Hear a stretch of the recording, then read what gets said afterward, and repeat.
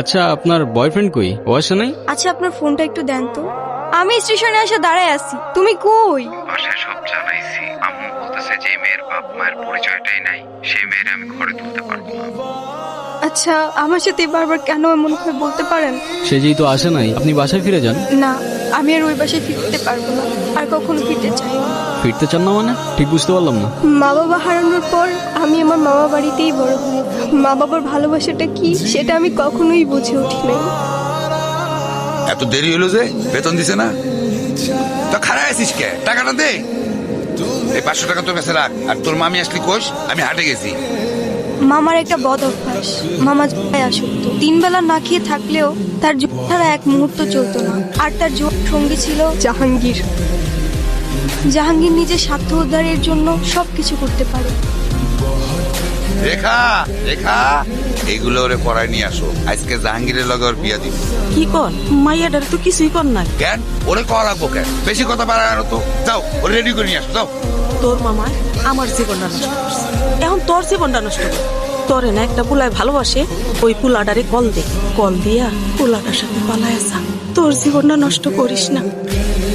রনি আমাকে সব সময় বলতো ও নাকি আমাকে অনেক ভালোবাসে, আমার জন্য সবকিছু করতে পারবে। আর যখন কাঁধে দায়িত্বটা পড়লো, সেই ভালোবাসা জানালা দিয়ে পালায় গেল, তাই তো?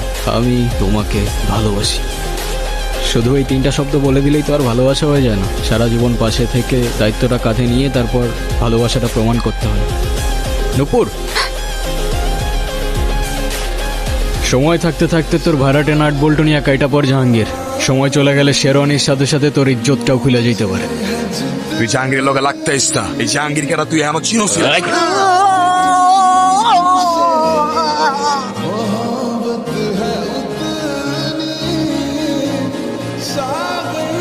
তোর এই অবস্থা কি করেছে আমাকে বল।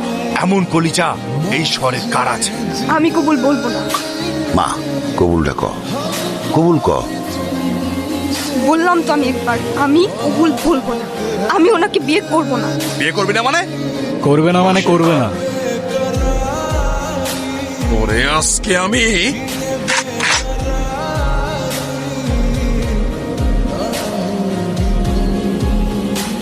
এই সাবধানে, তোর জবানের চেয়েও ট্রিগার ফার্স্ট চলে। একবার চেপে দিলে তোর কথা আর আমার কান পর্যন্ত পৌঁছাবে না ভাই।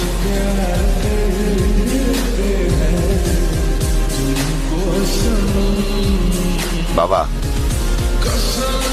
এই জাহাঙ্গীর আমার সহজ সরল ভাগ্নিটারে ভয় ভীতি দেয়, আজকে বিয়ে করতে আইছে। তোমরা আইসো, খুব ভালো হয়েছে। আমারে বাঁচাও বাবা, আমারে বাঁচাও। এ পাশেই তুই আমার লোকে পড়িয়ে দিতেছস। তোর ভাগ্নির সাথে বিয়ে দেওয়ার কথা বলে তুই আমার কাছ থেকে 1.5 লাখ টাকা নিছস। এর আগে কত টাকা নিছস তুই মনে আছে? টাকা কই? হ্যাঁ, তুই এখন তোর ভাগ্নির লোক আমার বিয়া দিবি আর নালে টাকা দিবি, কি করবি ক? ছি মামা, তোমার কি এতটুকু লজ্জা করে না? ছোটবেলা থেকে তোমাদেরকে আমি আমার বাবা মার জায়গায় দেখতাম, আর সেই তুমি। একটা মানুষ এতটা স্বার্থপর হয় কিভাবে? আপনার নিজের মেয়ে হলে এটা করতে পারতেন? যেই মানুষটা আপনাদের জন্য এত কষ্ট করত, তার পরিশ্রমের সব টাকা আপনার হাতে তুলে দিত, সেই মানুষটাকে আপনারা টাকার জন্য বিক্রি করে দিচ্ছিলেন।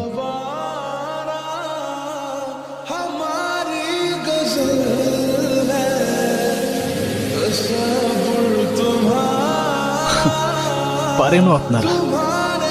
বাবা, আমার ভুল হয়ে গেছে, বড় ভুল হয়ে গেছে, আমার মাফ করে দাও বাবা। আমার কাছে না, যার উপর জুলুম করছেন তার কাছে মাফ চাও। আমারে মাফ করে দে মা, আমি বড় ভুল করে বলেছি, আমারে মাফ করে দে মা। তাহলে আমি জীবনও শান্তি পাবো না মা। তাহলে আমার টাকা, আমার টাকা কি হবো? টাকা মানে? টাকা মানে কি? তোর কত বড় সাহস, তুই আমার ছেলে গায়ে হাত তুলছস? তুই যে এখনো জিন্দা হয়ে আমার সামনে দাঁড়ায় আছিস না, এটাই তোর 7 কপালে ভাগ্য।